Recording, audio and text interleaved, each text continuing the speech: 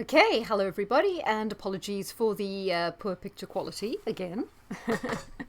Okay, I wanted to talk about the East Palestine or East Palestine train disaster, but it hasn't been the only one, because if you look at what I've got on my Twitter here, this is a massive fire in a manufacturing facility in Chicago.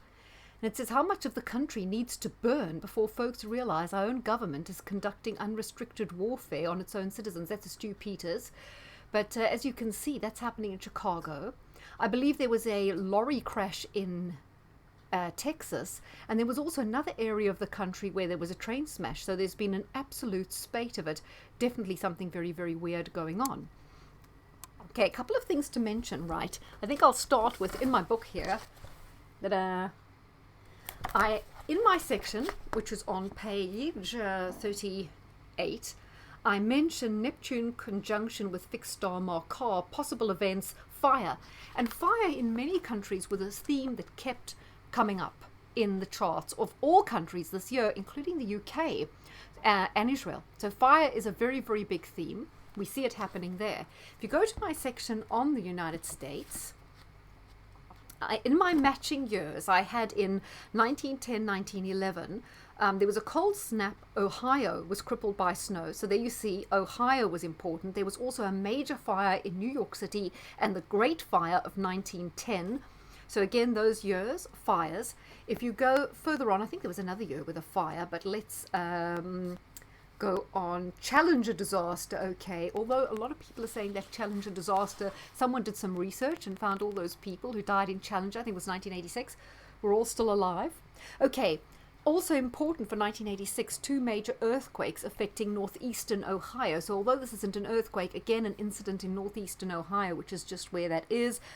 And there was quite a few earthquakes and things like that. So just a couple of things that happened in the book that were similar to what's going on. Now, another little comparison I'm going to make is a lot of people are saying that the land in that particular region is incredibly fertile, some of the best arable land in the United States. Reminds me what they say about Ukraine is some of the best arable land in the world. Now it's being destroyed or poisoned. And in Ukraine, I believe there was a question to Biden sometimes this week about whether depleted uranium missiles or weapons were going to be used in Ukraine, and he refused to answer. So basically, yes. So we have two examples here of prime agricultural land being potentially destroyed through, in this case, an explosion, through weapons, through contamination and chemicals. Also important is not far from there is the part of Pennsylvania where loads of Amish live. We know Amish are obviously very insular and against big pharma and very protective of their own communities. Could this be a way of forcing them to move? Because I also heard that because farmland's potentially been contaminated, there's talk of, oh, well, people will have to be moved off their land for their own safety. Isn't this the real wilding, Agenda 21, putting everyone in the smart cities? You can see, again, multiple agendas being served and, of course, going on around the world. Now, Mike DeWine, definitely not Mike Devine, nothing divine about him, had, like, COVID. He tested positive for COVID. Then a few hours later, he was negative for COVID. What a great way to kind of not be hands-on when something like this is going on.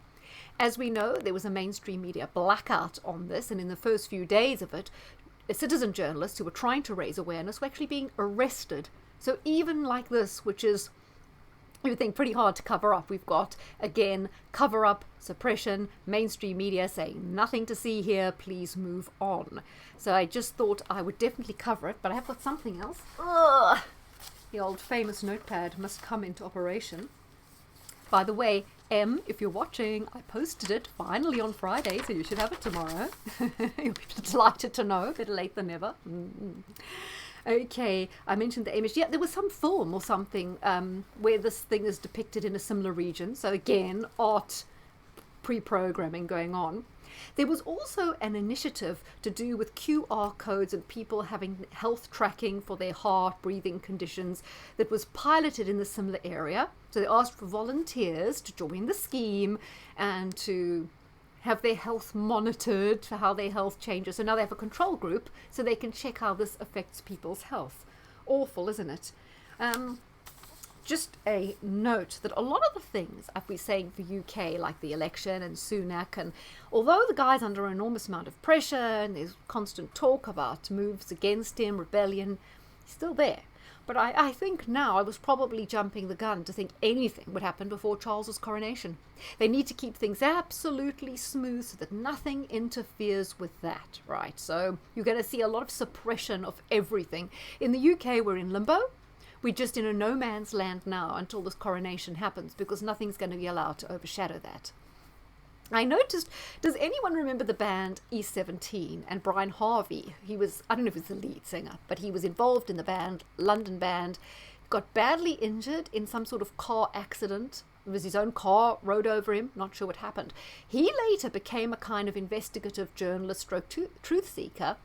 I was recently watching one of his channels, and he was saying, remember the picture of Andrew with Virginia Giuffre? He says they're going to be able to prove that was false. So they're going to turn the whole thing around for Andrew and rehabilitate him. And he said it was almost a setup with Virginia Giuffre, so that now if anyone else comes forward with Andrew, they're going to say, oh yes, but it was all a hoax with Virginia, so this is probably a hoax too. So he believes that's going to be all turned around. And he also believes it's all going to be turned around for Harry and Meghan to bring them back in the fold so we get all happy families. Not quite sure I see that happening myself. I still think we are witnessing the destruction of the royal family in many, many different ways. I think that's all for now, because I really wanted to focus on this East Palestine disaster, but I have some interesting things to say based on a podcast I was listening to the other day, and I think I'll cover it soon, but I think that's enough for tonight, so take care, guys.